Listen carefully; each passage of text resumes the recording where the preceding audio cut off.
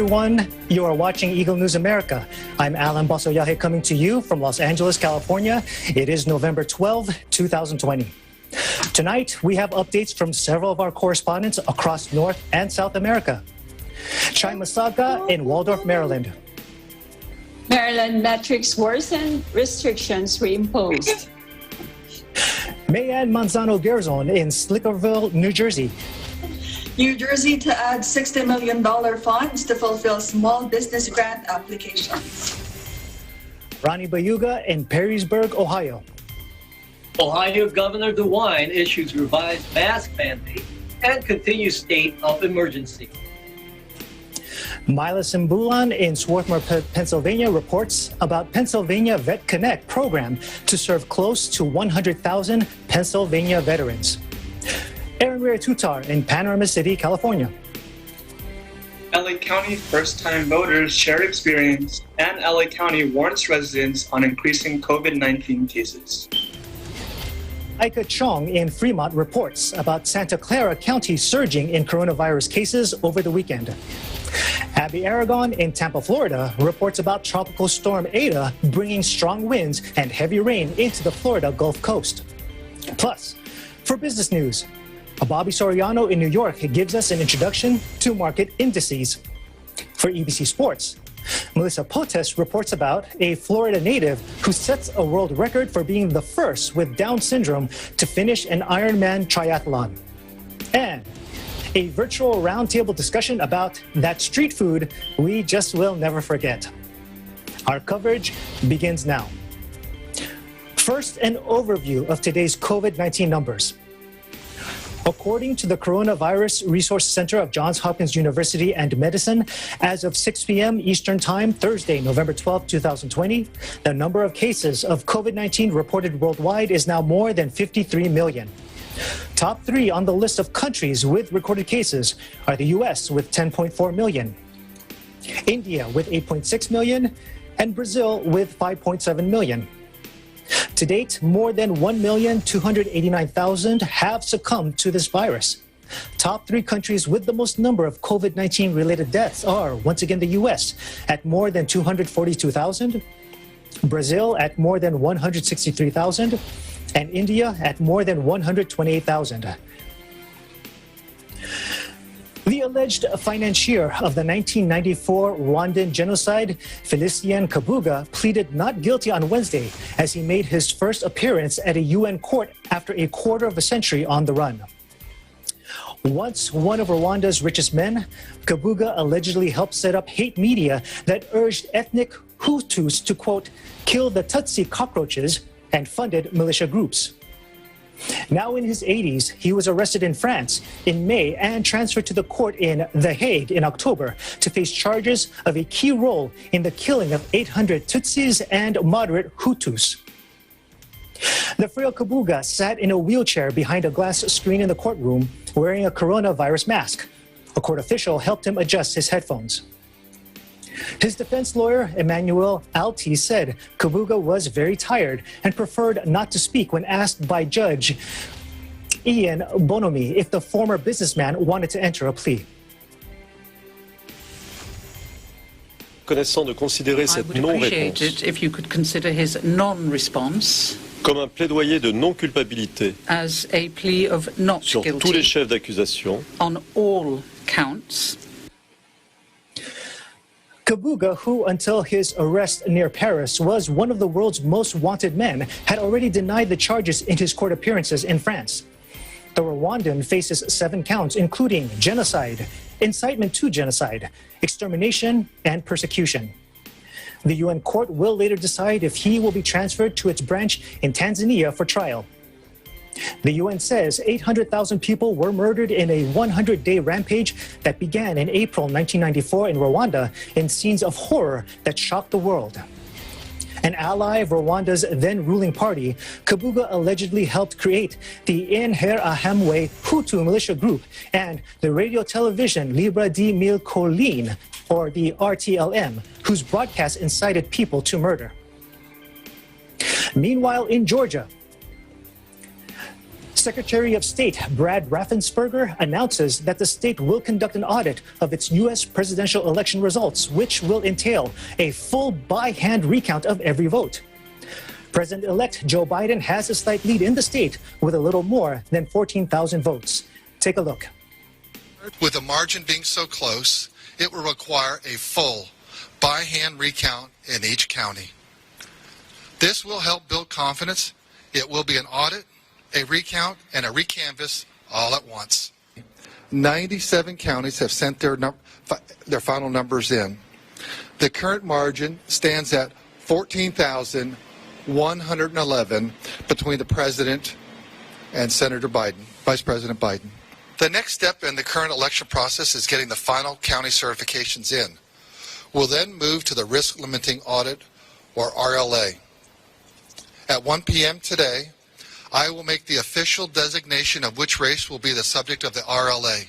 At that time, I will designate that the RLA will be the presidential race. My office will continue to investigate each and every instance of illegal voting. Double voting, felon voting, people voting out of state. If you report it, we will investigate it. Every legal vote will count. This is a process. It is a process defined by law. These men and women in my office will continue to follow the law and count every legal vote. In other news, residents of Boston, Massachusetts line up at a COVID-19 testing site as the United States experiences a surge in coronavirus cases. After several weeks of rapidly rising coronavirus cases, hospitals around the United States are once again overwhelmed, forcing local authorities to take new measures to cope with the pandemic. According to the COVID Tracking Project, on Wednesday, a record 65,368 people were in the hospital with COVID-19 across the country, marking the second day in a row and second time ever that the tally passed the 60,000 mark. Around the country, officials were scrambling to staunch the spread.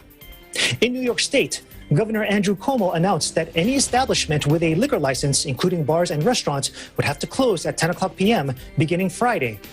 The rule will also apply to gyms. New York City was the earliest epicenter of the nation's coronavirus pandemic, but hotspots have since popped up across the country, leaving practically no geographical region unaffected.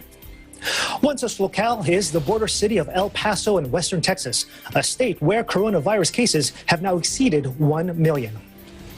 More than 1,000 people are hospitalized in the county of El Paso alone, a substantial portion of the state's nearly 6,800 hospitalizations. Cases are so high that Texas Governor Greg Abbott has requested a military medical center be converted for intake of non-COVID patients in order to free up space in hospitals. County officials, meanwhile, have requested additional mobile morgues. In related news, U.S. government scientist Anthony Fauci said Thursday the coronavirus vaccine cavalry is coming, but urged the public not to let down its guard and called for a stronger WHO to ward off future pandemics. Fauci, a world-leading expert on infectious diseases, said that after Pfizer's vaccine, another is literally on the threshold of being announced. Effective vaccine that's getting ready to be deployed. We have another one literally on the threshold of being announced where you have enough data to make a statement about the second. And then there's 2 or 3 or 4 or more vaccines. So vaccines will help us. What we've got to do is just hang on and continue to do and double down on the public health measures. Moderna, which is co-developing its vaccine candidate with the U.S. National Institutes of Health, says it is close to reaching a threshold in trials to apply for an emergency use authorization from U.S. regulators. Urging the public to respect public health measures such as wearing masks and washing hands, Fauci said, "The cavalry is coming, but don't put your weapons down. Help is on the way, but it isn't here yet." Fauci added that the coming vaccines should be made available to poorer countries as well. He said, "You should not live or die depending upon where you happen to have been born." While Trump has sought to sideline Fauci in public, the scientist said he anticipated continuing his 4 decades of government work as Democrat Joe Biden prepares to take office in January. As director of the National Institute of Allergy and Infectious Diseases, Fauci said his role in public health was getting the message across based on science. When we come back, updates from our Eagle News correspondents in Waldorf, Maryland, Sicklerville, New Jersey, and Perrysburg, Ohio. This is Eagle News America. Stay with us.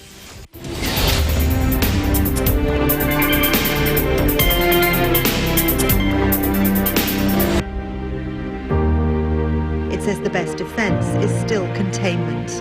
We are in uncharted territory. Final volume 450. FI mo to 100%. Tracking back. Construction eh.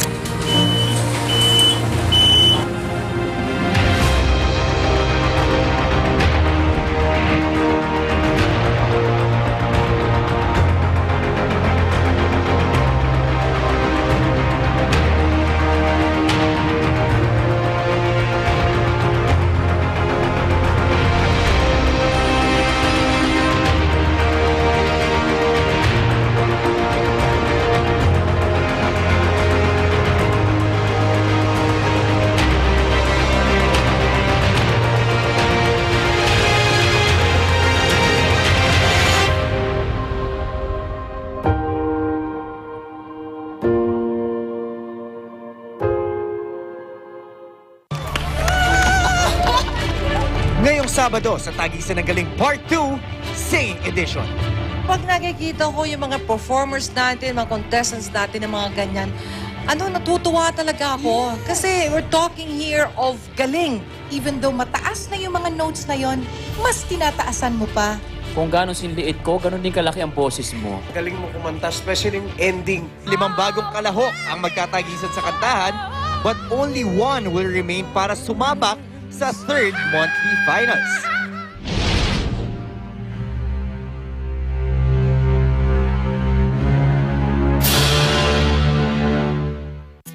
Impormasyong mahalaga sa taong bayan. Patas na pagbabalita. Papakinggan ang magkabilang panig. Lilinawin ang mga issue at kaagad na ihahatid ng objektibo. Mata ng Agila. Tumadagit ng pinakasariwang pangyayari, hindi lamang sa loob ng bansa, kundi sa iba't ibang panig ng daigdig. Mula sa Eagle News teams at sa tulong ng makabagong teknolohiya, tiyak na makakalap kaagad ang katotohanan. Para sa mas matalas, malinaw at malalimang pagbabalita. Ito ang mas pinatalas na Mata ng Agila. Inihahatid ng veteranong broadcast journalist na si Eli Saludar. Kasama si Binibining Pilipinas Intercontinental 2019, Emma Tiglao. At pinangungunahan ng batikang mamamahayag ng bansa, Vic De Leon Lima. Mata ng Agila, Lunes hanggang Biyernes, alas 6 hanggang alas 8 ng gabi. Dito sa Net 25.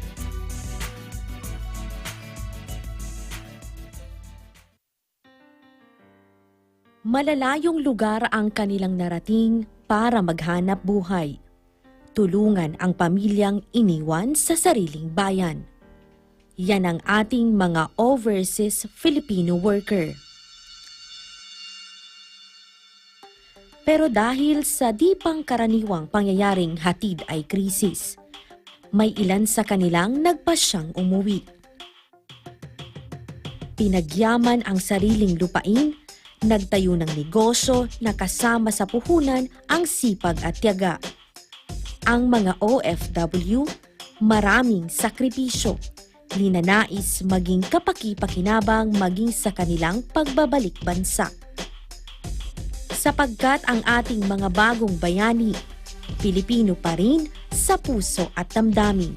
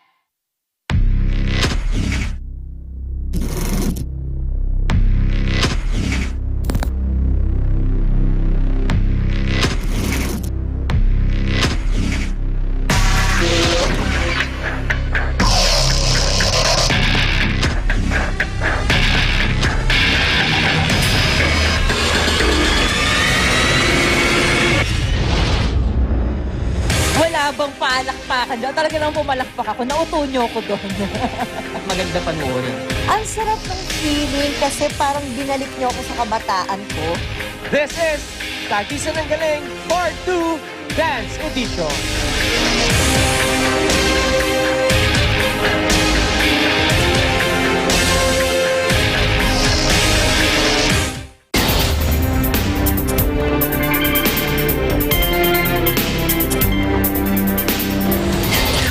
You're watching Eagle News America. I'm Alan Basoyahe in Los Angeles.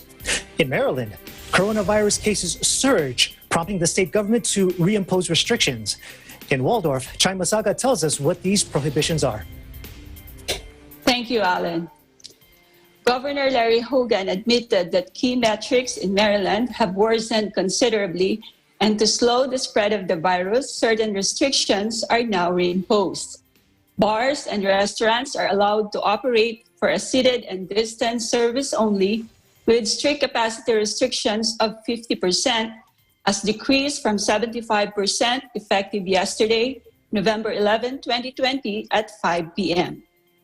Indoor gatherings are again capped at 25 persons after contact tracing efforts reveal that uptick in cases are mostly caused by family gatherings and house parties, and has thus prompted public health officials to strongly discourage indoor gatherings of 25 people or more.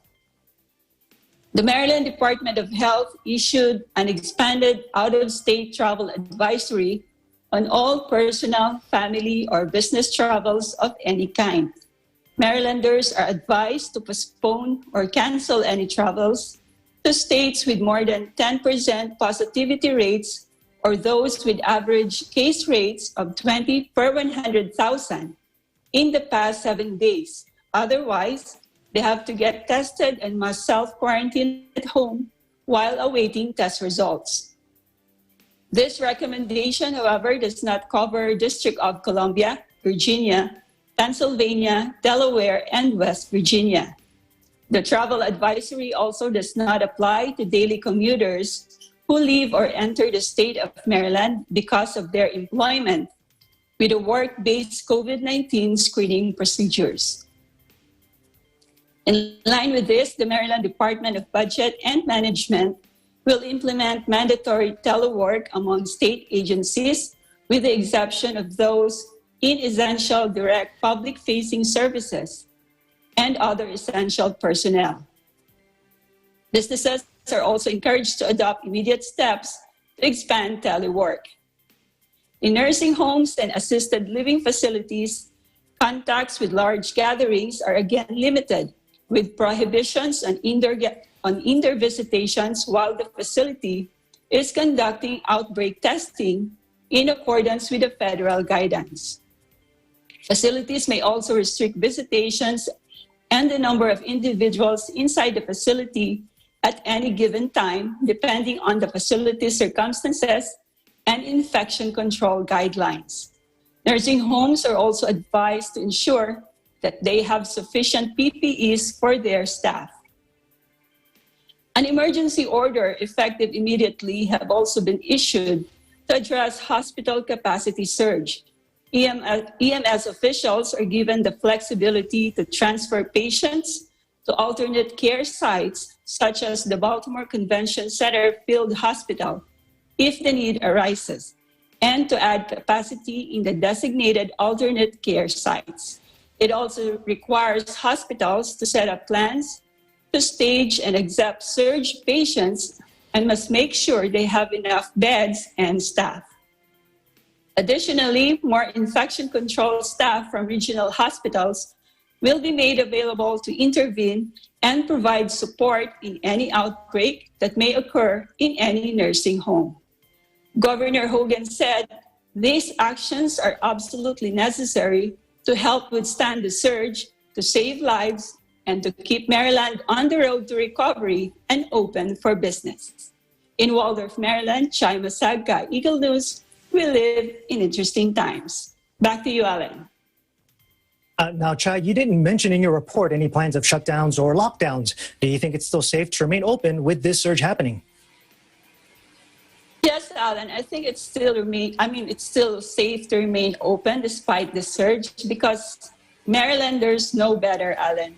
More than 8 months into the pandemic, they're now much more educated on the virus and therefore they're a lot more cautious. So I think it's safe to remain open at this time.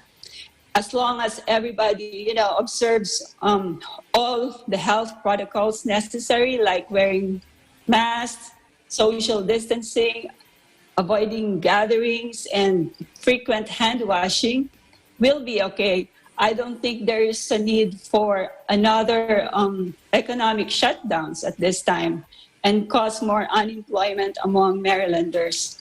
I think we need to keep the economy going and remain on track on the roadmap to recovery. But in doing so, Alan, of course, everybody must be aware and must observe all the restrictions imposed. Just like what health experts say, the key is to wear masks and maintain social distancing. Alan? Well, yes, we certainly do need to keep the economy going. And the other thing we want to keep going are our appetites. And that's why near the end of our broadcast, Chai, we're going to be talking about street food. And I just wanted to put it out there that I actually am very inexperienced when it comes to street food. So I really have nothing to add to the discussion. So what I'd like to do instead for you and the other correspondents that will be joining us is I'd like to hear from all of you at the end of our broadcast. And I'll make a decision which street food that you all present is the one that intrigues me the most. And that will be the one that I will investigate. But the one question I will ask you before I go, the street food that you're thinking of, is it somewhere where you live or do we have to travel out of state for it? Well, it's somewhere where I grew up, Alan. Oh, okay. It's the best street food ever. For me, it's nothing beats that street food. When you talk about street food, that's the first thing that comes to mind for me. Okay, and it's there in Maryland, correct? No.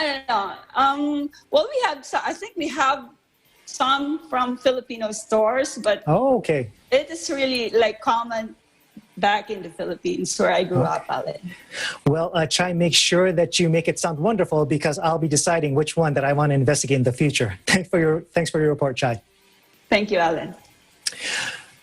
New Jersey Governor Phil Murphy announces a $60 million fund to fulfill small business grant applications in the state.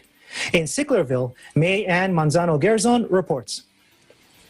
Thank you, Alan. In a statement released by the Office of the Governor of New Jersey, Governor Phil Murphy announced on Wednesday, November 11th, a commitment of at least $60 million in additional coronavirus aid, relief, and economic security or CARES Act funding, the fulfillment of grants under Phase 3 of the New Jersey Economic Development Authority or NJEDA Small Business Emergency Assistance Grant Program.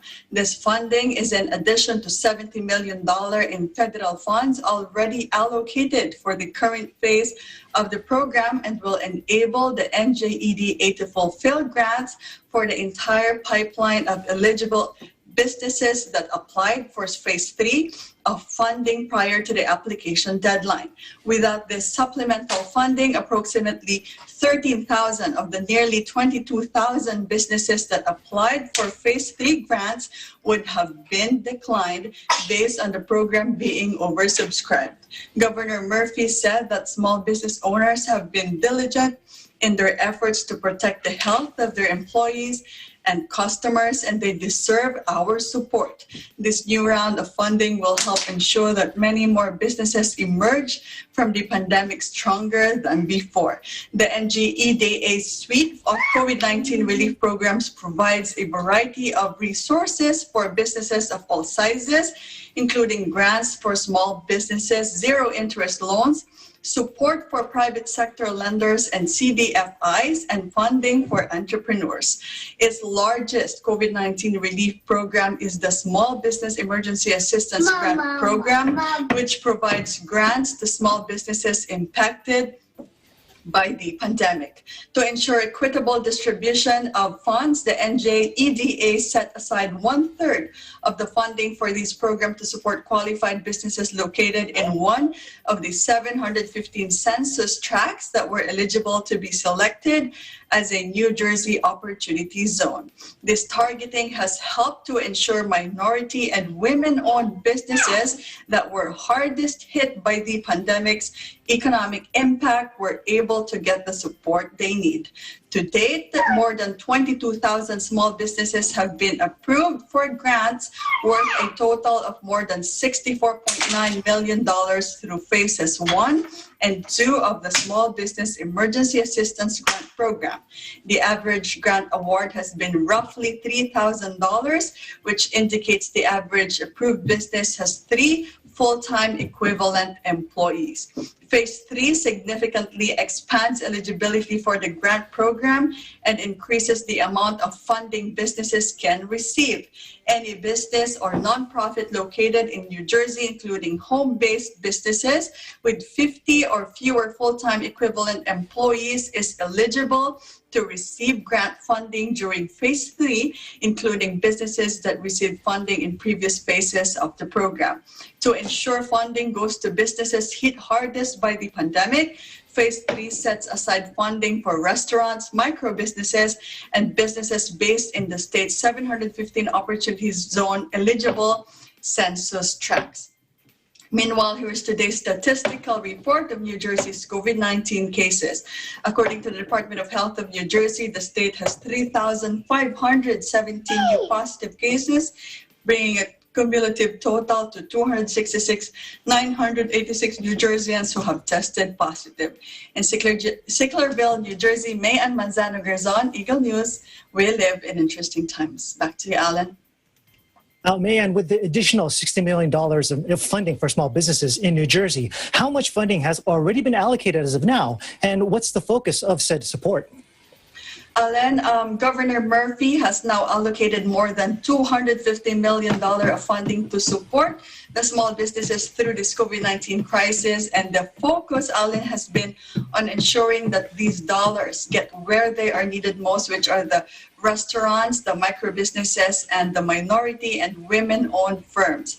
Also, Alan, aside from the financial support, the NJEDA administers a variety of technical assistance and low-cost financing programs for small and mid-sized businesses impacted by COVID-19. And to learn more about the state supports, visit covid19.nj.gov. Alan? Now, Mayan, without anyone's consent, I have decided to impose a mini competition of sorts for our discussion later at the end of our broadcast.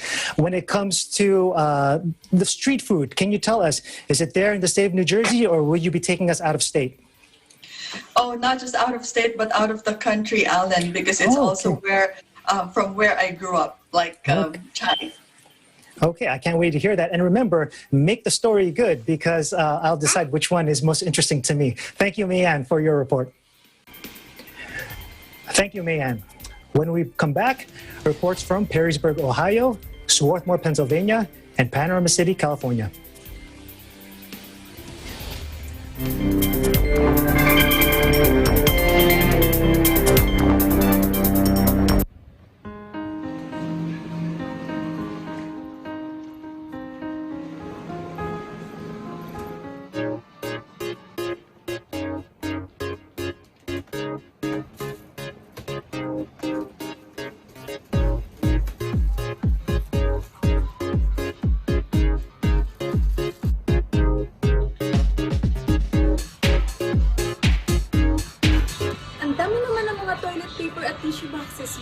Hindi mo ba alam, mauubos daw ang mga tissue products? Bakit naman? Ang raw materials daw ng mask at tissue products ay iisa lang. Saan naman galing ang balitang yan? Ay basta, narinig ko lang din. Maraming din kayang nagpo-post sa Facebook at Twitter, kaya kung ako sa'yo, pumuha ka na din. Sige na't mauna na ako sa'yo Huwag basta-basta magpaniwala sa mga nakikita o nababasa sa social media. Magsaliksik at i-verify ang lahat ng impormasyon nakukuha sa internet. Tandaan, maging responsable tayo sa paggamit ng social media nang hindi magdulot ng panik sa iba. Kung paano dapat labanan ng COVID-19. Ay gayon din ang ating pagsugpo sa black propaganda at maling impormasyon.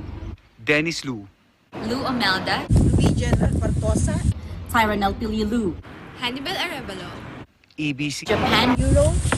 We live in interesting times.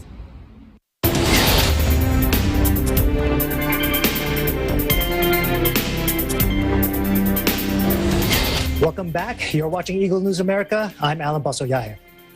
Governor Mike DeWine issues a revised mask order as the state of emergency in Ohio continues. In Perrysburg, Eagle News correspondent Ronnie Bayuga reports. Thank you, Alan. Governor Mike DeWine addressed the state of Ohio yesterday regarding the surging COVID-19 virus cases. And he started it off by briefly stating or talking about the coming vaccine, and then started to describe this COVID situation. Ohio was at 3% positivity rate in September. Today, 11.2. 68 of the 88 counties are now in public emergency level 3. The rest are in public emergency level 2, and only one county in public emergency level 1. This has been the worst it has ever been. In early September, there were less than 10 counties in public emergency level 3. In September, Ohio was seeing 1,000 cases per day. Tuesday, it hit a new high at 6,500, and yesterday at 5,900, today at 7,101. Many suggest that there are more cases due to more testing. While it is true that there are more testing, but the rate of testing is 4 times less than the current COVID cases. In July, Ohio saw highs of 1,100 patients in the hospitals for COVID-19. Last week, 2,000. Yesterday, 3,000. The trend is sharply up. Ohio also saw 240 patients in ICU last month. Yesterday, over 700 COVID patients are in ICU. Deaths are also up and expected to go higher in the coming months based on the number of new cases today. In the first week of October, 86 deaths were recorded. The first week of November, 104 have died. These current stats were highlighted by the governor last night, underlining the seriousness of the issue. Bottom line is that Ohioans must wear masks and practice social distancing. And they must understand that what they do as an individual can and will affect their neighbors, friends, and loved ones. The governor also suggests to cancel or limit private gatherings. And I quote, "We must all help protect those working in the front lines." And he encouraged Ohioans to work for the greater good. These will help keep our schools open and our economy moving. As an initial step, the governor has reissued the mask mandate with 3 extra provisions for retail establishments. Retail establishments are required to have signage placed on their entrances for people to wear their mask. And they must also ensure customers and staff are wearing masks. A new retail compliance unit to look for violators will be created. First offense will be a warning. Second offense, closure of the business for up to 24 hours. Next week, an assessment will be made to decide what to do for restaurants, gyms, and the like. If the trend does not drop, there will be closures.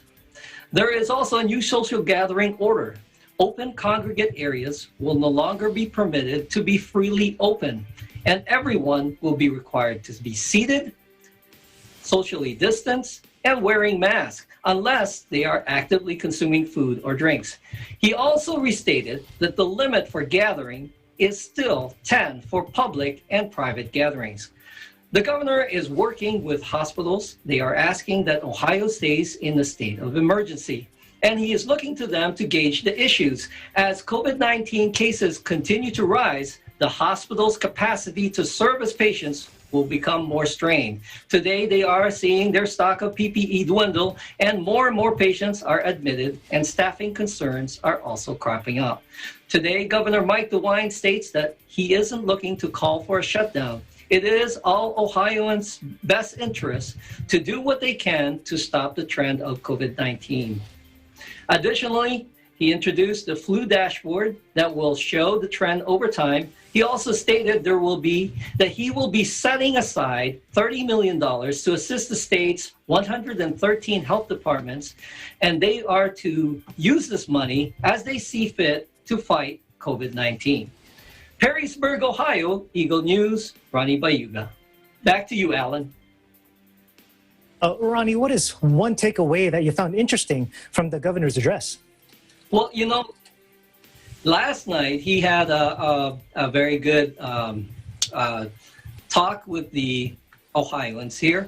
And one of the things that he stated was, if you didn't know anyone affected by COVID, you will. And I hear this comment a lot from many people where they're saying, well, I don't really know anyone who's been affected by COVID. And some are even saying it's just hearsay that what we're seeing about all these deaths and infections. And that kind of hit home for a lot of people, I would hope. And to me, logically, it's better to be safe than sorry, so people should wear masks. Back to you, Alan.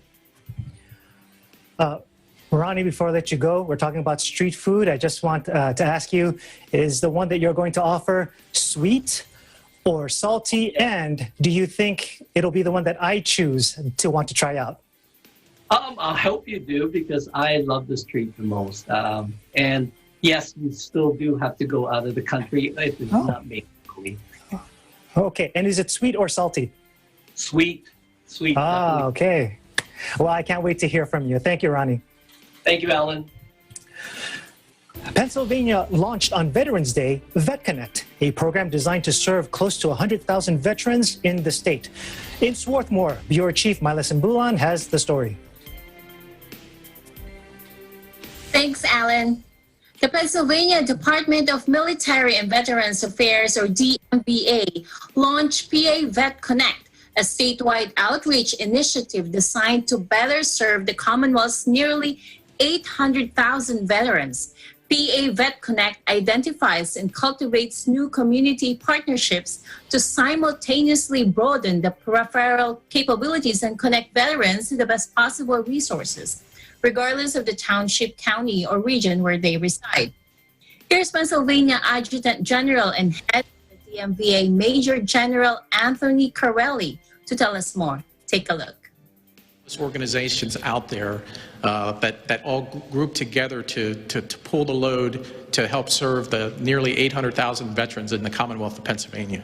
Part of the issue and the need for the Pennsylvania VetConnect was trying to organize all of these different armies that are out there trying to serve our veterans. Two innovative features of Pennsylvania VetConnect make the program unique in Pennsylvania, which has the fourth largest veteran population in the nation when it comes to veteran advocacy. The key to PA VetConnect is an information and referral database that provides those who serve veterans, such as county directors of Veterans Affairs and Veteran Service Organizations, with the names, contact information, and an overview of thousands of organizations throughout the Commonwealth that have the resources to assist veterans' specific needs. Here's Bill Reed, the Director of Veteran Services, YWCA, to tell us more. Take a look.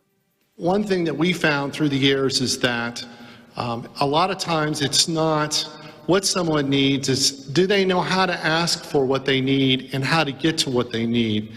And we're really privileged because PA VetConnect from the beginning has been focused on making our job more effective and efficient to help serve those veterans in our community. The DMVA has also committed a staff of Regional Program Outreach Coordinators, or RPOC, to work with veteran advocates throughout Pennsylvania to build relationships and develop a network that connects Pennsylvania's military heroes to the resources they need to live a healthy, quality life. The RPOCs are DMVA's field-level individuals who live and work throughout the state. They not only discover new resources to assist veterans within their communities and across the Commonwealth, but serve as a liaison between veteran advocates and DMVA. So to all veterans out there, belated Happy Veterans Day. Thank you for your service and sacrifice. In Swarthmore, Pennsylvania, Mila Simbulan, Eagle News. We live in interesting times. Back to you, Alan. Mila, what are some of the common veteran issues that Pennsylvania VetConnect is going to try to address? This is a very good question, Alan.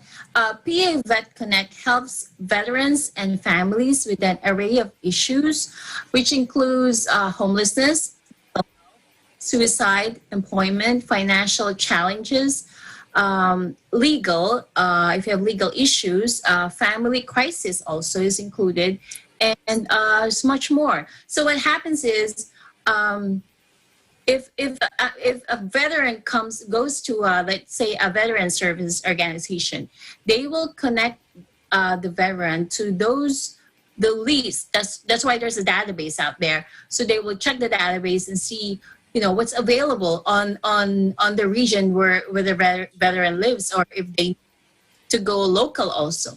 So those are the things, the issues and how they work out with this PA VetConnect. Alan? Now, Mila, so far, all of our correspondents are going to be taking us out of the country for their street food. Pennsylvania's got great street food.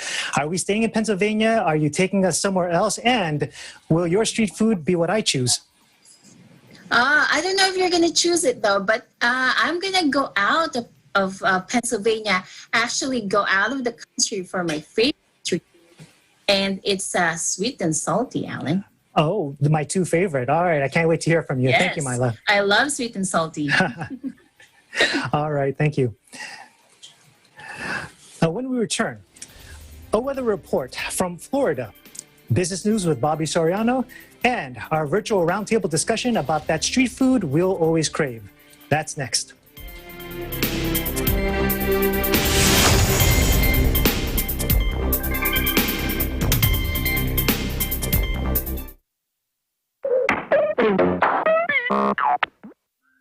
Turuan din natin ang mga bata ng tamang paghugas ng mga kamay. Basain ang kamay ng tubig at lagyan ng sabon. Kuskusin ang iyong mga palad.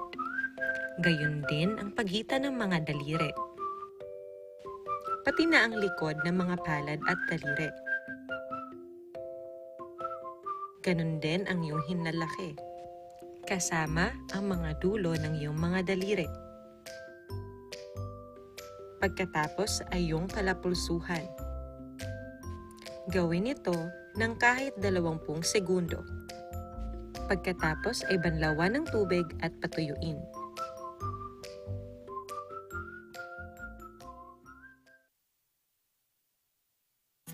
Impormasyong mahalaga sa taong bayan. Patas na pagbabalita. Papakinggan ang magkabilang panig. Lilinawin ang mga issue at kaagad na ihahatid ng objektibo. Mata ng Agila. Dumadagit ng pinakasariwang pangyayari, hindi lamang sa loob ng bansa, kundi sa iba't ibang panig ng daigdig. Mula sa Eagle News teams at sa tulong ng makabagong teknolohiya, tiyak na makakalap kaagad ang katotohanan. Para sa mas matalas, malinaw at malalimang pagbabalita. Ito ang mas pinatalas na Mata ng Agila. Inihahatid ng veteranong broadcast journalist na si Eli Saludar. Kasama si Binibining Pilipinas Intercontinental 2019, Emma Tiglao. At pinangungunahan ng batikang mamamahayag ng bansa, Vic De Leon Lima. Mata ng Agila, Lunes hanggang Biyernes, alas 6 hanggang alas 8 ng gabi, dito sa Net 25.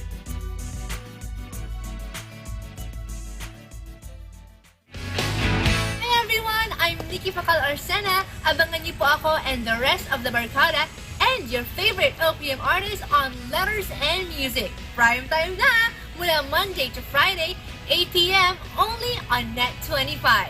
See you!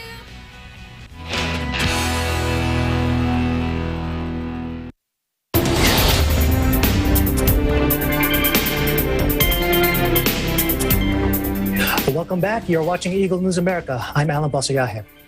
Tonight, we'll hear from LA County first-time voters sharing their voting experience in the recently conducted presidential election. Plus, Angelenos getting text alerts about the increasing COVID-19 cases in LA. In Panorama City, Eagle News correspondent Aaron Reyes-Tutar reports. Thank you, Alan. Los Angeles residents made their way to the polls this election to register and cast their votes, or mailed in their ballots to have their voices heard, especially the young first-time voters. Dean Logan, Los Angeles County Registrar, Recorder, and County Clerk, announces that in this presidential general election, there have been 35,115 vote-by-mail ballots and 22,966 vote center ballots processed since election night, and consist of ballots received via USPS and dropped off at an official ballot drop box or vote center through Election Day on November 3rd.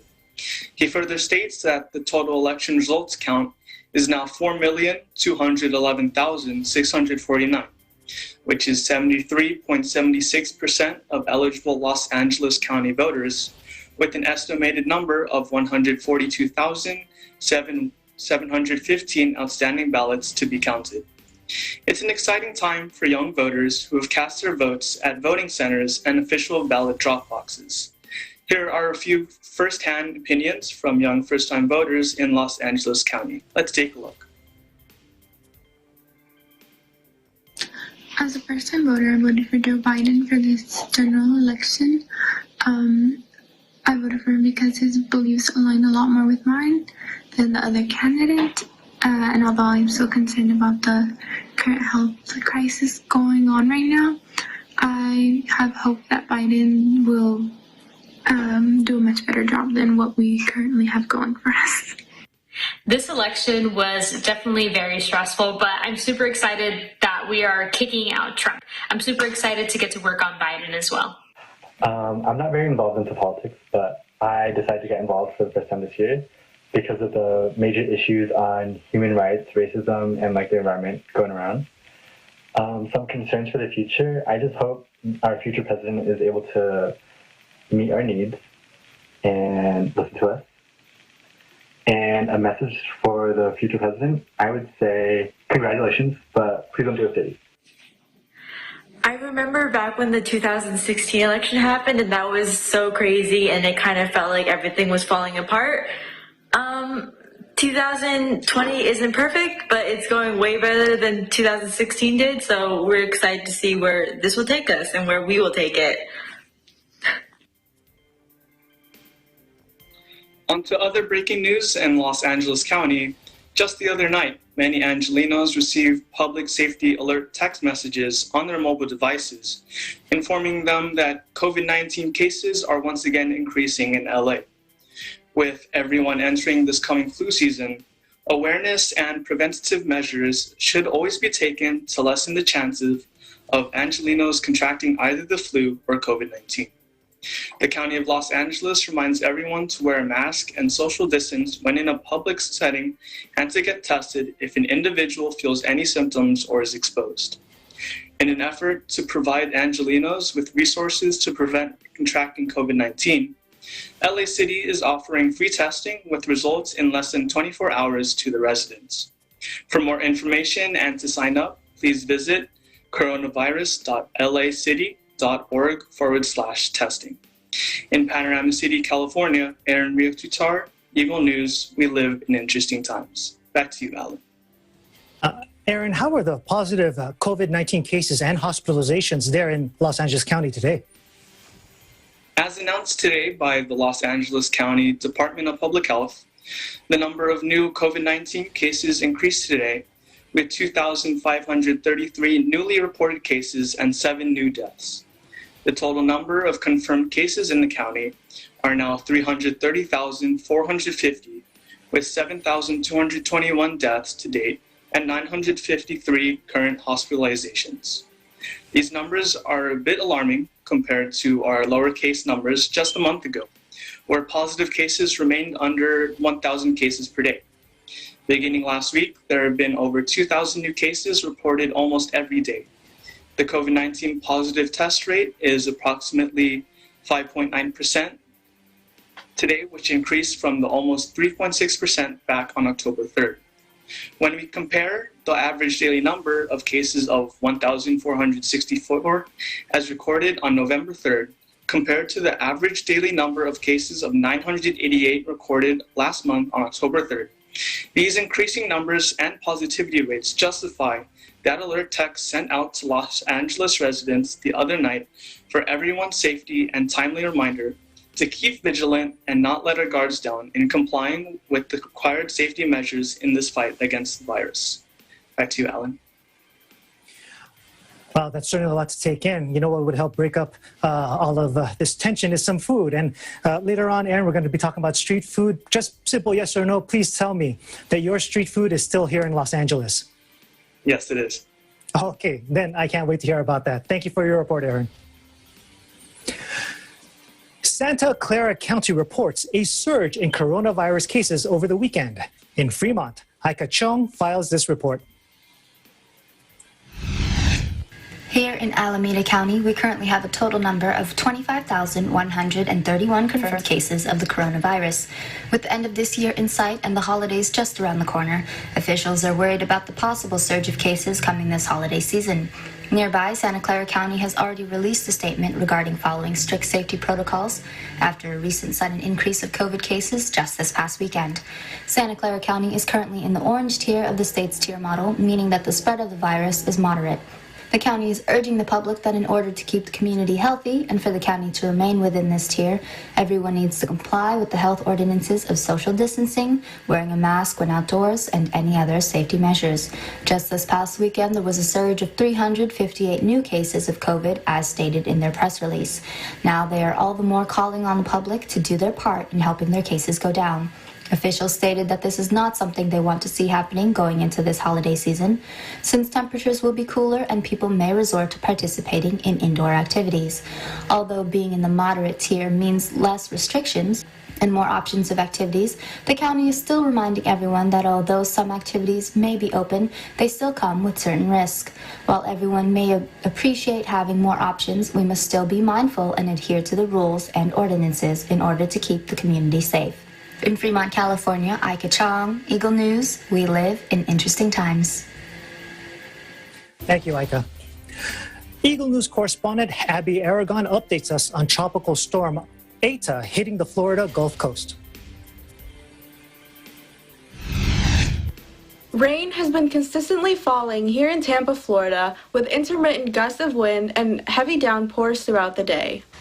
During this very active 2020 Atlantic hurricane season, Eta ties the record as the 28th named storm this season.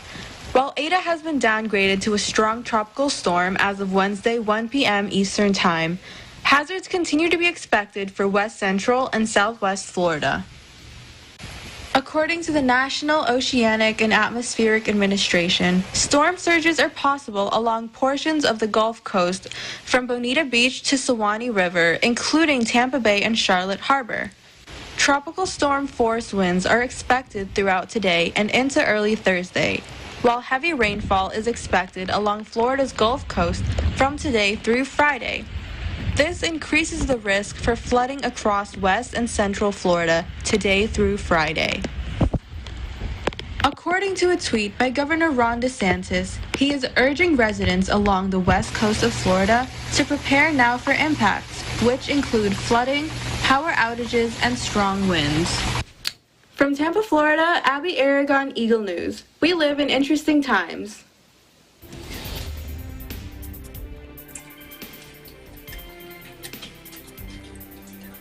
When we come back, business news with Bobby Soriano and our virtual roundtable discussion about that street food we'll always crave. That's next. This is Eagle News America. Stay with us.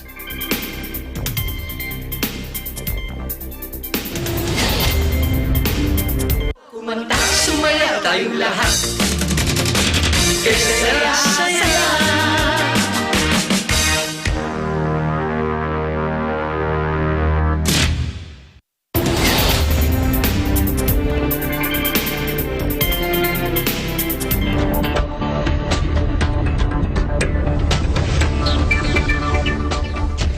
Bobby Soriano of our business desk in New York gives us an introduction to market indices.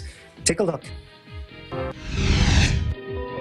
The S&P 500, NASDAQ, Dow Jones Industrial Average.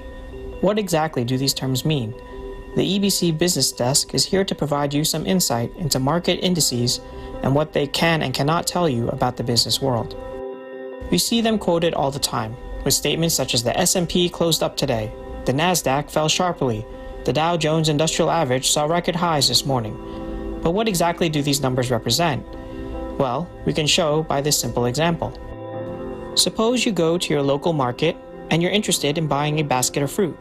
Each fruit has its own individual price, with a total price representing the value of everything in your basket. Now suppose that every day the price of each fruit changes.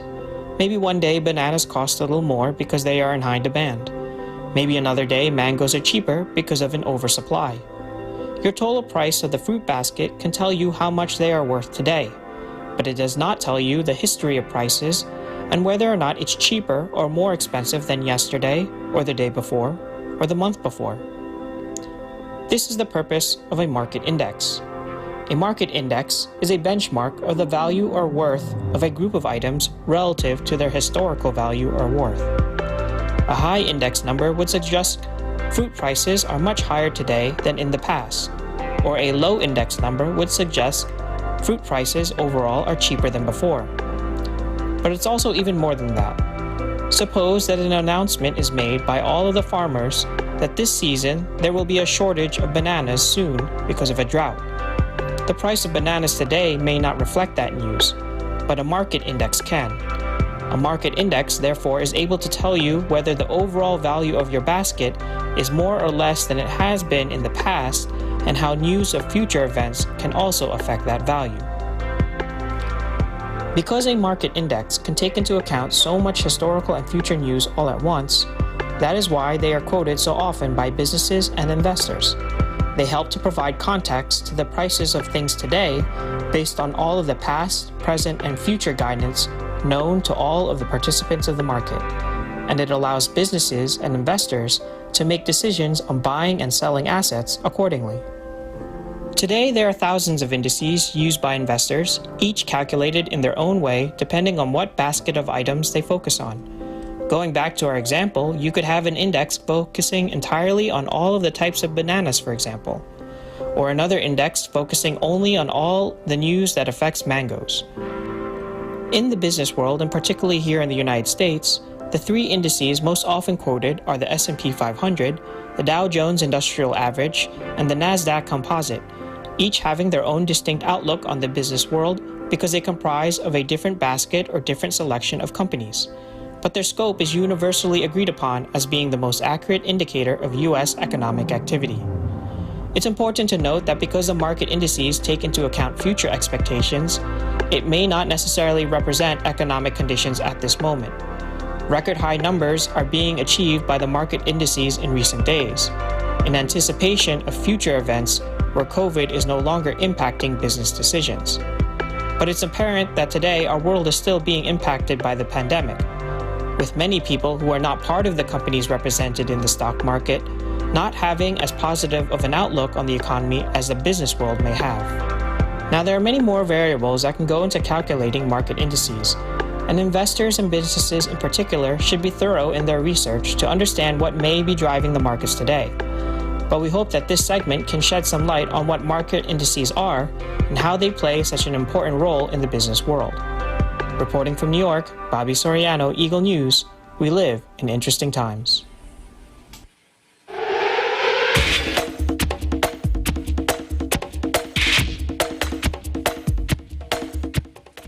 Now here's a feel-good for all of you.